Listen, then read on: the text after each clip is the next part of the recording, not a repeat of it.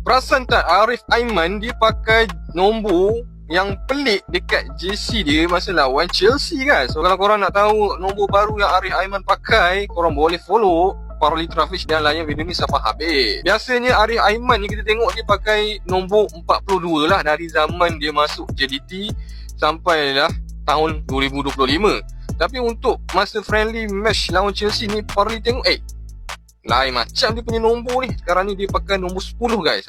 Nombor 10 ni memang player-player legend pakai, player-player yang dah solid pakai nombor 10. Tapi bagi Parley, mungkin dia nak jadi macam Messi kot. Messi kan asalnya pakai nombor 19, lepas tu tukar kepada nombor 10.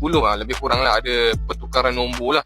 Ibarat nombor 42 ni macam zaman dia awal-awal dulu, bila dia dah masuk zaman top dia tukar nombor 10 lah. Dia macam ada transisi lah, perubahan nombor. Tapi biasalah dalam dunia bola sepak ni mesti tukar nombor. Macam Modric ni pun dulu nombor berapa dia pakai? 14. Lepas tu tukar nombor 10 kan.